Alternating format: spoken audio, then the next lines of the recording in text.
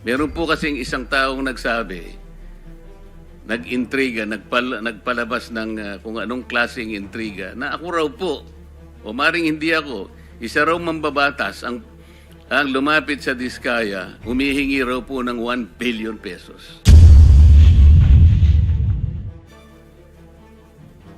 Para po yatang nagkasundo sa 120 million na lang. Isip-isipin po ninyo, kapatid po yata yun ng ating colleague, si Ben Tulfo. So ngayon po, ang dami nagsasabi na baka ako yun. Sa akin lang po, okay lang yung magpalabas sila ng ganun eh. Basta may maniwala lang sana na mas maraming tao na hindi totoo ang sinasabi. Para sa akin, okay na po yun. Saan ang galing yung binanggit ni Ben Tulfo na merong isang mambabatas? Hindi po Ben Tulfo, Ramon Tulfo pala. Sorry. Marcoleta is recognized. Salamat, Mr. Chair. Hindi ko na po nakikita si Secretary Boying Remulla, Mr. Chair. Meron po bang naiwan na USEC man lang ng Department of Justice? Anybody from the DOJ? Wala si PG, Padulyon ngayon. Anyway, he will come back at 1:30 to 2, between 1:30 and 2 p.m., Your Honor.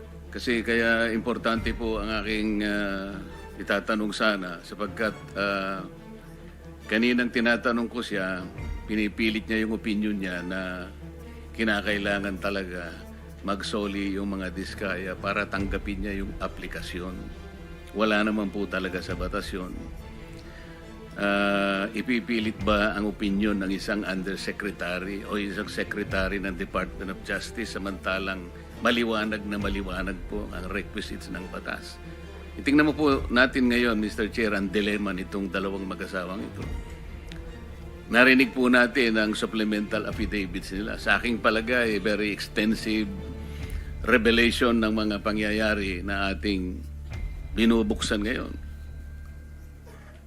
Ngunit dahil nga nagpahayag kayo ng opinion ninyo, ito po yung kanina pa pinipilit ko na parang na-discredit na sila kasi kung ikukumpara sila kay Bryce Hernandez, mas kapani-paniwala si Bryce Hernandez. Masasakripisyo ngayon, whatever is the quality o madidiminis ngayon ang veracity ng kanilang testimony. Ito po yung kanina pa gusto ko nang sabihin sana. Paano natin paniniwalaan sila ngayon kung nakapagpahayag na tayo ng opinion tungkol kung sino po yung dapat paniwalaan dito? For the record, Your Honor, naniniwala ako sa kanilang mga pahayag ngayon. Alam niyo, yung credibility, relative yan eh. At one point, si Bryce Hernandez, as I also mentioned, was not credible. He started becoming credible because of new revelations. Afterwards, he may not be credible again. Relative po yan eh. Kaya Hindi po, pwedeng, wala pong cast in stone na credibility, walang cast in stone, especially in a hearing like this. yung pinakamaingat nga po na gagawin natin, minumungkahi ko, Mr. Chair, na huwag na po tayong magbigay ng opinion. Makikita naman po natin sa pagdaan ng in the course of our discussion kung sino talaga ang maglilinaw na makikita nating nakakatulong sa ating pagdinig. Ito lang po ang gusto kong sabihin. Pangalawa po, ang mga Diskaya lamang ang unang nagbigay ng sworn affidavit nung i-float ko po yung paraan na maaaring makatulong sila ng higit sa pagtuklas natin kung sino talaga yung mga proponents. Wala namang iba eh. Sila yung nakipag-unahan. At dahil doon, naimungkahi ko nga, sapagkat yun naman ay nasa batas talaga. Nasa Section 4 po ng batas ng WPP. Kaya po namin sila kinonsider. Ngayon, kung sasabihin po ng Department of Justice na kinakailangan pa palang testingin ang kredibilidad, ang sincerity, yung goodwill, na wala naman po sa batas yun, paano po yung aplikasyon nila? So sa mga tweet, yung batas po, yung batas mismo na tinatadhana para sa mga ganitong klaseng pagkakataon, hindi po nabibigyan ng katuparan. Ang sinasabi po nila, kinakampihan ko raw ang mga Diskaya. Hindi po, tuntunin natin from the beginning. I am very consistent. Ang batas po ang aking sinusunod, ang tinutuntun ko. Meron po kasing isang taong nagsabi, nag-intriga, nagpalabas ng kung anong klaseng intriga, na ako raw po, o maring hindi ako, isa raw mambabatas ang lumapit sa Diskaya, humihingi raw po ng 1 billion pesos. Para po yatang nagkasundo sa 120 million na lang. Isip-isipin po ninyo, kapatid po yata yun ng ating colleague, si Ben Tulfo. So ngayon po, ang dami nagsasabi na baka ako yun. Sa akin lang po, okay lang yung magpalabas sila ng ganun eh.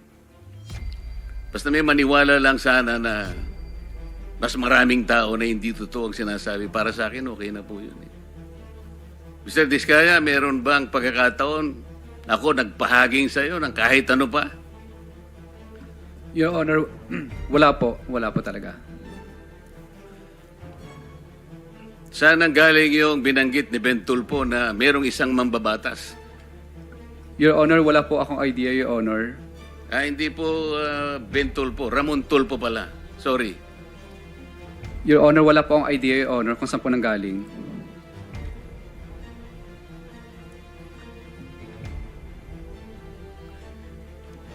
Balik po tayo dun sa sistema na gusto kong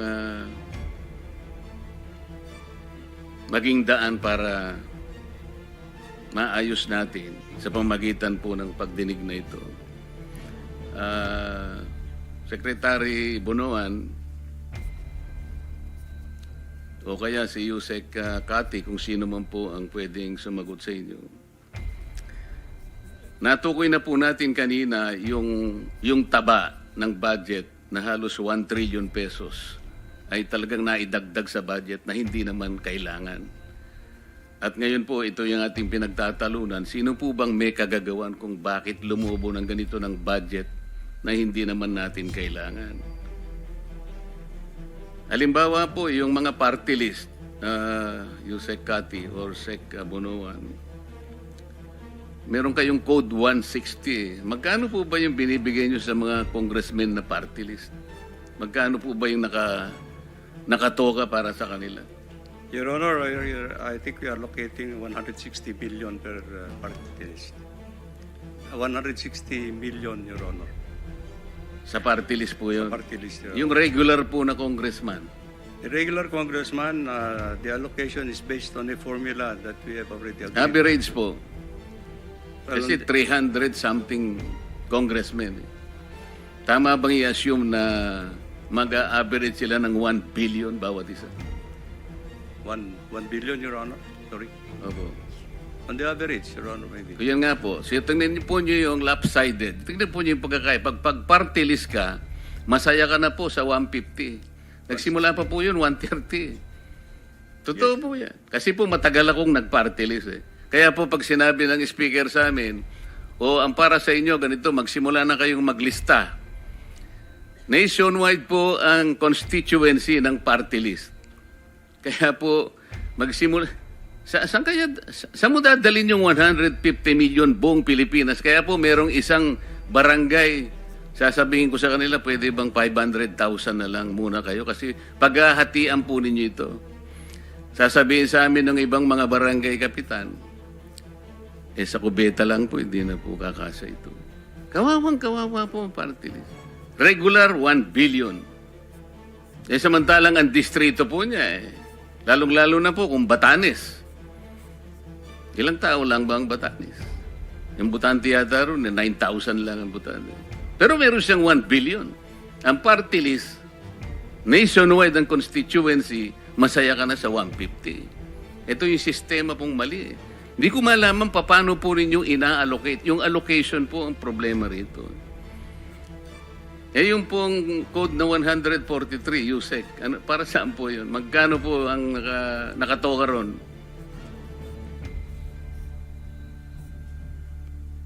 Pwede pong i-clarify, ano po yung 143? Yung pong mga insertions, magkano po yun? Kanina po, pinag-usapan natin. Sa Congress, magkano po yun? Sa House of Representatives. Yung House of Representatives, Your Honor, Meron yung leadership fund din. Oh, natapos na po tayo doon. Okay. Your Sama-sama na po doon. Nasa 450B na po yun. Pati yung allocable. Yes, Your Honor. Yeah. Ayun po yung...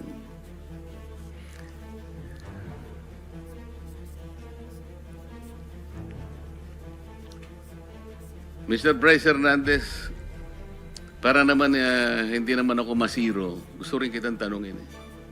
Kahit sinabi ng chairman nung isang nakaraang pagdinig na na-exasperate na sa'yo, sinabi sa'yo, incredible ka talaga. Kasi hirap mo talagang paniwalaan. Pwede mo bang bigyan kami ng estimate sa flood control projects lang, 2023 to 2025, magkano yung value ng lahat ng flood control projects sa Bulacan? Sa distrito mo lang, yung first engineering district. Mabilis pong computation siguro.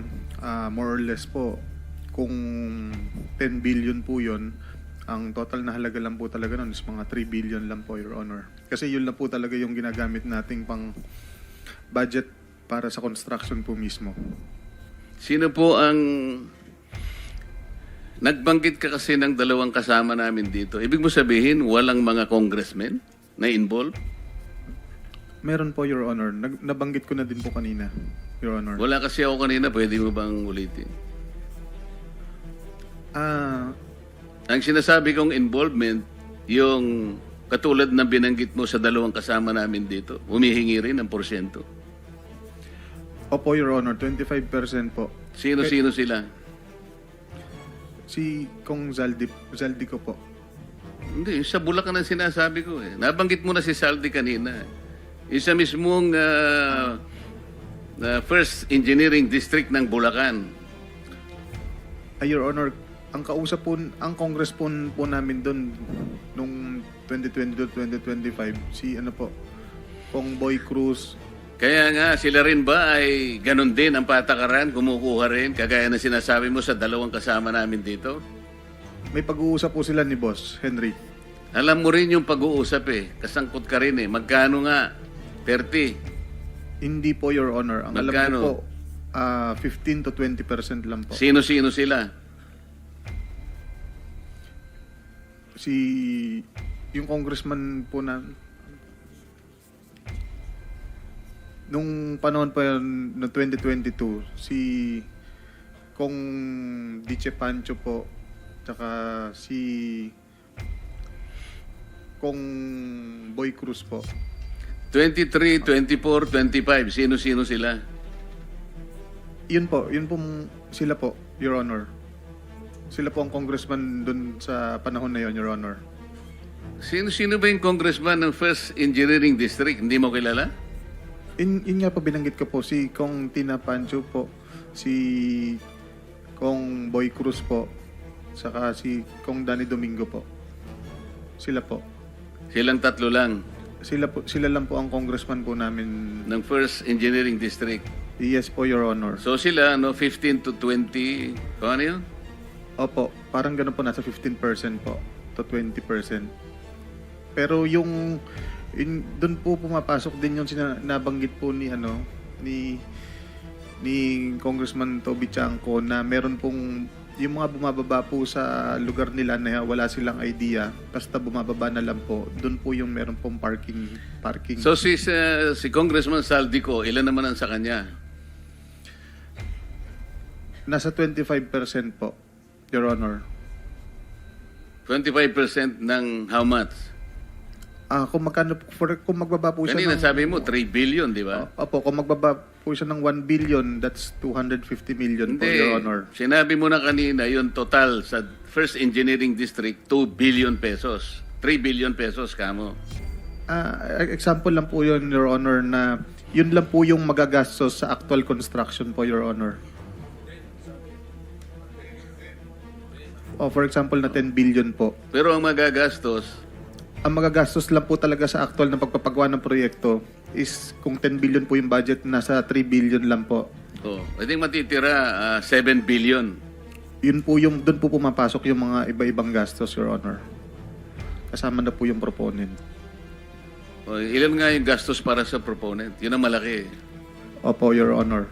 Ilan sa 7 billion ang para sa proponent?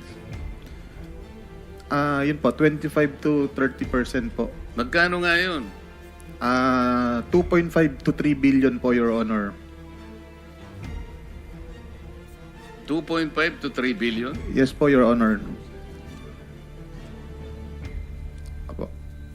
Of 7 billion. Hindi po. To 25 to 30% of 7 billion. Kaya nga 3.5, 2.5 to 3.5. Your Honor, hindi po kasi, ano po, ang titingnan po kung magkano po yung ibinabang budget sa appropriation, for example po, 10 billion, kukunin po dun sa 10 billion yung 30% po. So, that's 3 billion po, yun po yung proponent po. Sa buo. Opo, Your Honor. So yung proponents, 3 billion. Opo, in short, 30% po, kung magkano po yung ibababa.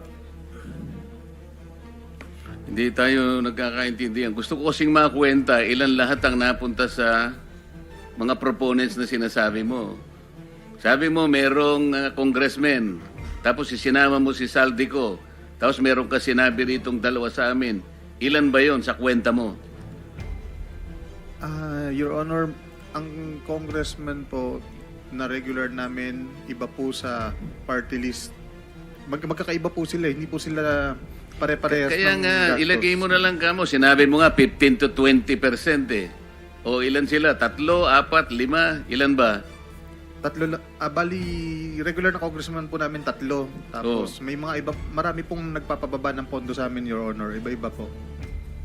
Hindi lang po, senador at party list. Kaya nga, gusto ko lang bigyan mo kami ng idea magkano talaga between 2023 to 25, sinabi ko na sa'yo, ang napunta sa mga proponents lang. Para magkaroon kami ng idea kung magkano ang nawawala. Your Honor, wala po akong exact figure kasi kung magkano po ang napuntang bumabang budget 2022 to 2025. Kaya po nagbibigay po ako ng example na kung ang bumaba po doon is 10 billion, 30% po approximately ang napupunta sa proponent po.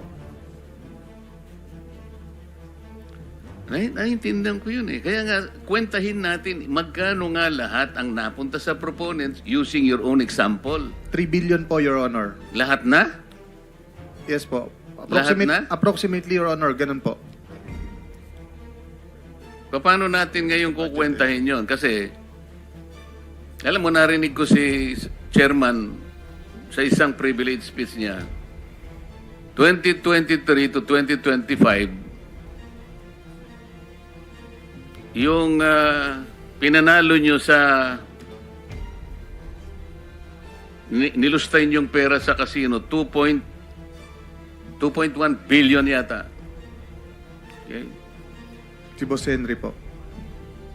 Hindi, bali sa privilege speech ni Chairman, Apo. 2.1 billion na yung inyong ipinatalo. Okay. Ngayon, sa proponent, sabi mong ganyan, 3 billion. Apo, for example lang po yun.